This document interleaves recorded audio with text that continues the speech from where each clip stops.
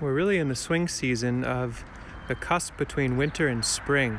This is where season extension and protection from really cold nights becomes very important.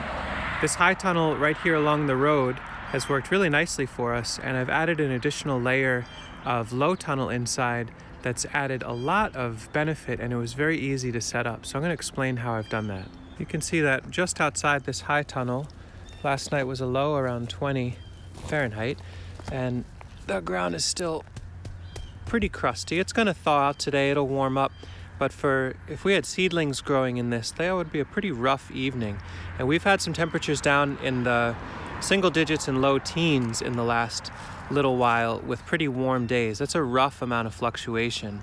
But if we come into the high tunnel, you can see there's a very simple, not very elegant, but it works just fine, low tunnel made out of scrap, greenhouse poly, and some string and some sticks. Oh, and some bricks. On this side, this is the south side of the high tunnel.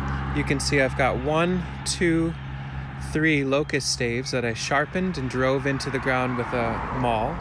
And then I just drew some wire between them to get it nice and taut. And then laid in some poly on the ground with bricks to hold it from flapping around.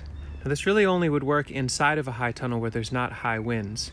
And you can see on this side I'm using binder clips to keep this side open. Right now we've just got red Russian kale in here. It doesn't need as much protection, and I don't want it to overheat.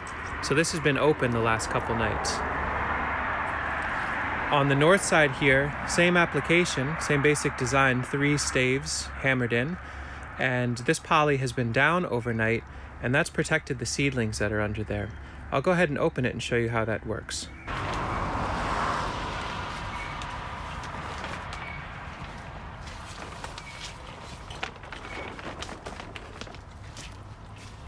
Certainly not the most beautiful, but it works really well. A couple binder clips and the poly can be brought up for the day, brought back down for the night in just a matter of seconds. Now these beds have pretty high value nursery seedling starts, and they're coming along very slowly, but that's fine by me.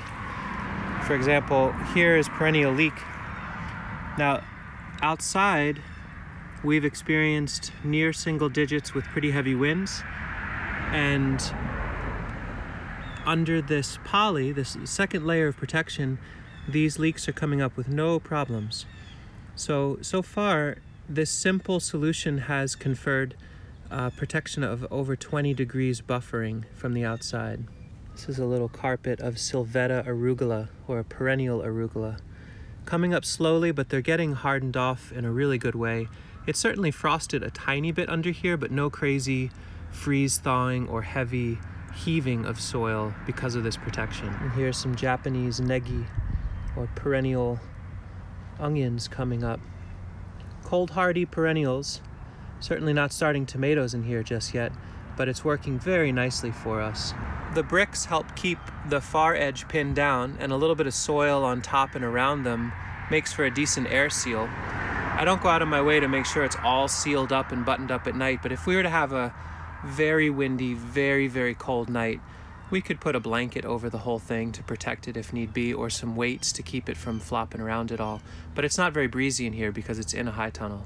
So lots more cleaning and organizing and improving to be done for sure. I definitely want to wash the poly on the inside of this high tunnel before the season gets underway. But during this kind of wild swing season, big temperature fluctuations each day, this really helps even it out.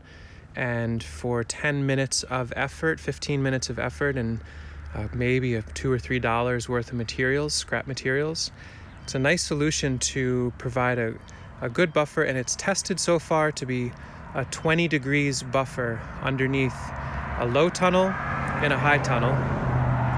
So there you go.